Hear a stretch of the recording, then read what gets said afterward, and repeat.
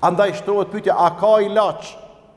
A ka ndonjë ilaç që i zgjidh problemet bashkëqortore? Sepse rreziku sot nuk është nga verja, nga jugu, nga lindja, nga perëndimi. Rreziku sot në shoqërinë kosovare është brenda familjes, po shkatërrohet ajo që është ndërtuar me shekuj të tërë. Familja tradicionale e këtij populli, këtij vendi po lkundet, po fryn erna, po fryn fortuna dhe stuhi, po e godasin atë. Dhe po e shohim se numri i ftohjeve të bashkëshortëve është duke u shtuar me përmasa të frikshme. Numri i shkunorizimeve që 22 vitje vetëm po ngritet, nuk ka rami asnjë vit. Numri i shtimit të popullatës, nataliteti rami non stop. Dhe deri dje kur ne i qajshim vendet e rajonit se janë vendet të pleqve dhe të plakave, Evropa aludojshim se është vend i pleqve dhe i plakave, edhe Kosova në qëtë trend, që zhvillim është duke shkue. Dhe për ju thëmë sinqeresht, nëse kemi jetë brenda 30 viteve të arshme, do të kemi probleme i mbush kështu xhamijat. Andaj qysh me i zgjidh këto problemet bashkëqortore, nuk ka zgjidhje më e mirë se sa zgjidhja që ofron krijuesi për krijesat. Edhe zgjidhjet që i ofrojnë krijesat janë të mira, edhe këshillat që t'i jep hoxha, apo t'i jep psikologu, apo t'i jep psikiatri në raste të veçanta, apo t'i jep pedagogu, apo sociologu, këto janë të mira. Mirë po këshillat më të mira, mësimet më të mira për me i zgjidh problemet në jetën bashkëqortore janë mësimet e Zotit, mësimet e krijuesit. Për ata Allahu Teala thot: "Wattaqullah wa yuallimukumullah." Keni frikë Allahun, bëhuni të devotshëm, Allahu ju mëson juve.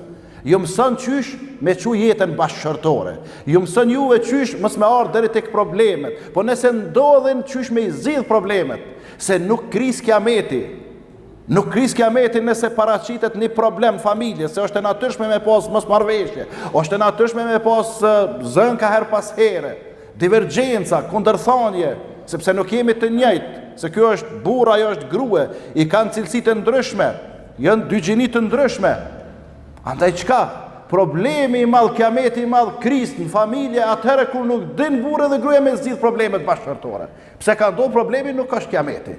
Amo mos me ditë me zgjidh burri, mos me ditë me majt timonin, është sikur piloti me lëshue timonin edhe më i thon pasager vulltarëve, zoti çarën ja po i graham çështë mujna. Disa burra çështë e kanë lëshu timonin krejt. Gruaja bën çka don, djali bën çka don, vajza çka don, nusa çka don, nipi mesa, s'di kush është aty i zoti i shtëpisë. Dihet ka hierarki, edhe kjo ka qenë gjithmonë traditën shumë shekullore në popullin tonë. Burri është nishi, pastaj vjen gruaja dyshi aty, edhe shkojnë barabart ata. Gruaja asiston burrin shumë gjana. E disa gjana dhe i prim burrit, është fjala për natyrën e saj. Ashtu që Allahu e ka kriju atë. Në disa procesa ajo i prin edhe burrit të saj, edhe familjes së saj. Andaj pra devotshmëria, me pas frikë Allahun, me frikë të vërtet, me qenë i devotshëm ashtu siç do takwa, do të thotë zgjidhje e gjitha problemeve, jo vetëm bashkëqortore, po problemeve jetësore, po jo vetëm jetësore, po edhe pas vdekjes në varr, zgjidhen problemet për njerëz të devotshëm, po edhe pas varrit kur do dalin para Zotit, kur do të ringjallemi, zgjidhen problemet. Andaj çka pra, ju keni frikë Allahun, me frikë të vërtet. Dujeni Allahun me dashuri të vërtet. Dhe shpresoni tek shpërblimi i Allahut, me shpresë të vërtet, Allahu ja mëson juve pastaj çu zgjidhen problemet. Allahu ju ruan pastaj nga problemet. Se nuk ka në Islam të nderuar vllazën ndonjë objekt sikur xhamia me një derë ajo me u mbyll. Allahu i qel rrugët, shumë rrugë, shumë dyrë të hapura për kënd. Wa man yattaqillaha yaj'al lahu makhraja. Ai që ja ka frikën Allahut, ai që është i devotshëm, Allahu i bën dalje, i bën zgjidhje të vështirësive, zgjidhje të problemeve, zgjidhje të krizave. Gjithkohë mundet mos me pas dalje, ama në Islam ka dalje. Gjithkohë mundet me pas vështirësi, ndërsa në Islam ka lehtësira. Andaj pra, keni kujdes që çunat e ri. Keni kujdes, ruani familjet e juaja, familjet janë të shejta. Mos i çrregulloni se disa burra janë bë sebeb me i çrregullue gratë e tyre fizikisht edhe mentalisht. Edhe shumë prej tyre sot kur ti trajtosh, bisedosh me to, edhe ju, edhe ata të gjithë kanë mësu pak psikologji, shohin çrregullim stabiliteti në veten e tyre. Ka të ka ky çrregullim prej burrit valla. Më ka dhunu, kështu më ka bo, kështu më ka bo, ato më ka bo, ato. Keni kujdes. E tash, një gru kur e dhunëm psikikisht apo fizikisht, mos pretaj ty me të botë është i pasarës, trashëgimtar. Edhe nëse ti bën ka me ti bo traumatizum, sepse toka në të cilën po e mbjell faren nuk është tokë e shëndosh, nuk është e pastër si dohet. Andaj me pas kujdes, me pas frik Allahun në raportet bashkëshortore, sepse e kemi marrë këtë përgjegjësi me dëshirë, se nuk besoj dikon për ju shtu që kanë martu me dhunë, edhe i ka thonë nëse të martohesh, po të ekzekuton shteti, apo të ekzekuton dikush tjetër. Andaj të nderuar vëllezër, me pas parasysh pra frikën ndaj Allahut në raport me bashkëshortet e juaja, edhe ato motat që na përcjellin përmes këtyre kanaleve të ndryshme që transmetohen, derisa edhe ato le ta kenë frikë Allahun. Edhe ato sepse kohët e fundit në emën të lirisë e në emën të barazis disa, jo shumë, po disa motra kanë qu shumë kokë e naltë.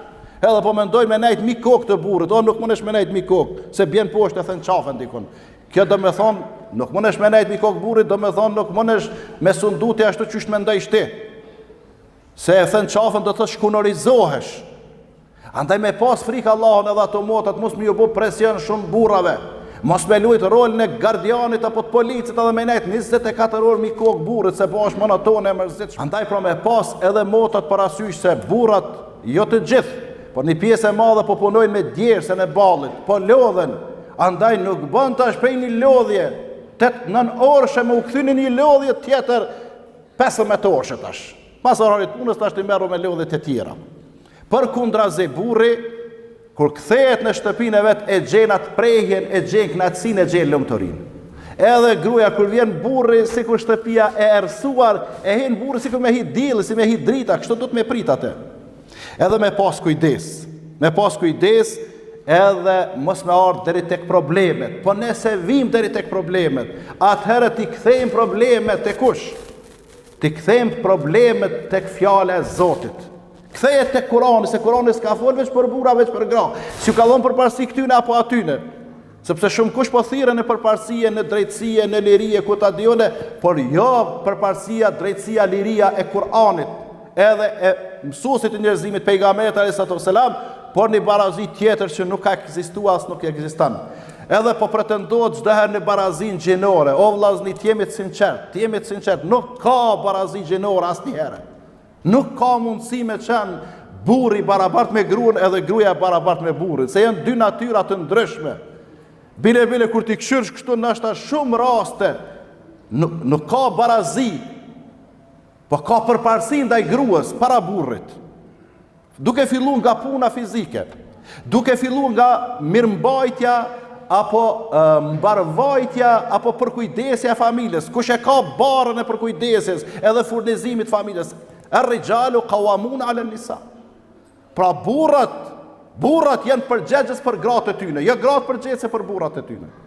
Burri do të më asiguroje ushqimin gruas, veshmbathjen, pijet, kulmin mbi kokë, edhe të gjitha të tjera që i duhen asaj, në bazë të standardeve të kohës dhe vendit ku jeton. A duhet të ketë barazi në mes të dy gjinive? Nuk ka mundësi, sepse gratë privilegjohen në shumë fusha të jetës.